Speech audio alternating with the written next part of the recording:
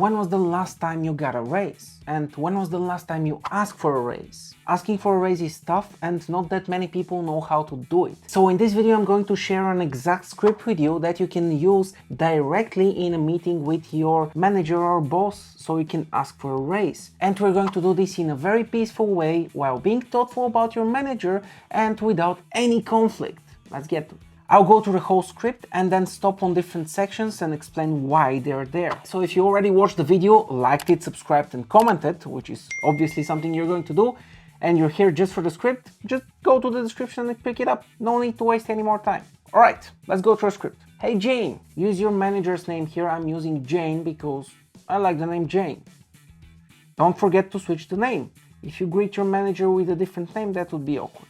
In the past 6 months, I've been doing my job by improving the product, reviewing code, and fixing bugs. You start by outlining your main responsibilities. You're setting the base level of the discussion. If you have been diligently doing those things, diligently completing your job description, then you're doing your work. This is still not a reason for you to get a raise, but without those things, you have a reason not to get a raise. So it's important to know that those are happening, and if you can provide any meaningful sources who share that information. For example, you can ask your colleagues for feedback.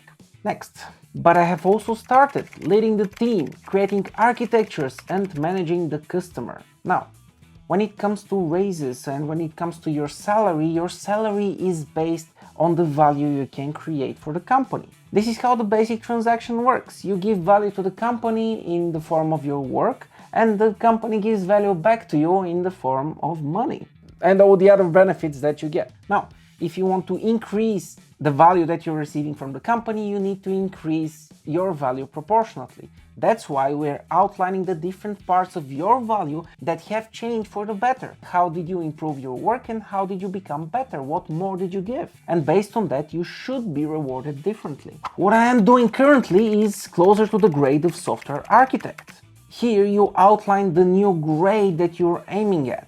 And it doesn't matter if you necessarily want to get the next grade. You want to frame the conversation as your journey towards that next grade, your next role. And this is important. In your head, you're not aiming to grab that role immediately. You're just reminding your manager or boss that this is the road you're walking. This is your goal and this is what you're moving towards. This is important so you can set the right expectations, perspective and frame of mind of your boss.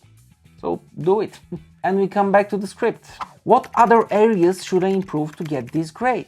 The idea of asking this question is very simple. You're gathering more information, more context about the external world's perception towards you. You obviously know what's best for your work, but that doesn't mean that what you know is best for your work aligns with the expectations of everyone around you. For example, with software engineers, they often want to make their code better. But very often communication is what stops them, at least in my experience, from performing their best. And in many cases, what I have received is, hey, I have improved my value by becoming a better engineer, but their value for the business has not changed because they are still at that communication level, which is in that specific instance the problem. So you need to get an external perspective to understand what's the next best things in terms of providing value. One thing you can do is to get that perspective of how you're doing and how you can provide more value before you get to the meeting with your manager for a promotion.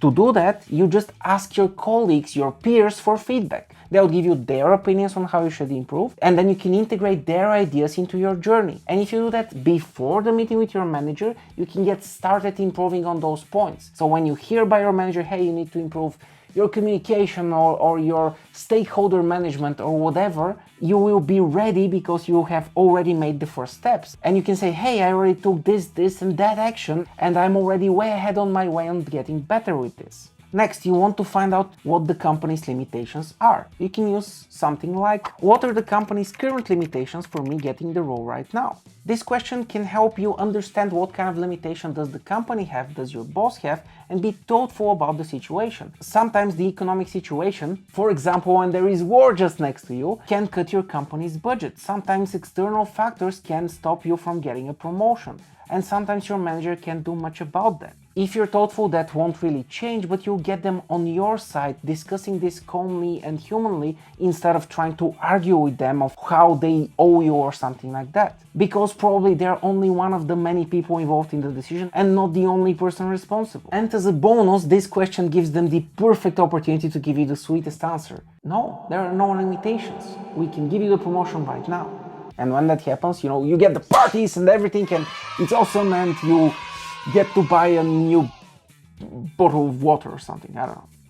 Whatever you want. Now, if they have a reason why they can give you the promotion immediately, you can say, because that's currently not possible, let's work out together what's missing. Get them on board to find out together what the extra stuff you need to do is to provide the value expected from the company so you can get the salary you want. By having them on board, you have a much higher chance of doing this because they will be your eyes and ears outside of you. They will give you the extra perspective you need combined with your team, and you have the highest chance of actually delivering the value that everyone else expects from you and not the value that you think you should be delivering. Those two are not always the same. Keep that in mind. And finally, to make this very, very specific, because specificity matters in this context, you ask, after we've worked out what's missing, let's map it to a concrete timeline of when this specific new grade can happen. You want to make your expectations clear and specific. You want to put it into writing if you can. Once you commit to something written down, it bears much more weight than just empty words. People are making thousands of commitments every day. It's difficult to track those. By making them both verbal and written and very specific, it is very difficult to escape them. And no, your manager is probably not trying to escape them willingly, but they can slip between the cracks. People forget things. You forget things. You can forget your own commitments. And for this to never happen, you put them in writing. Once you have them in writing, review them every week or every 2 weeks or every month. And every single month, see where you are. The further you go, the more things you check off your list, the more visible your progress becomes. And at some point, it would be unreasonable for your manager to say no to your promotion, and you'll get it. Or if they do say no, you'll know that you're worth way more, and you'll be able to, with a clear conscience, find a new job and find a company that really appreciates you. That was the whole script. I hope it was useful to you. If you have any questions, ask them down below in the comments. Hit the subscribe button if you like this, and I'll see you soon. Stay awesome.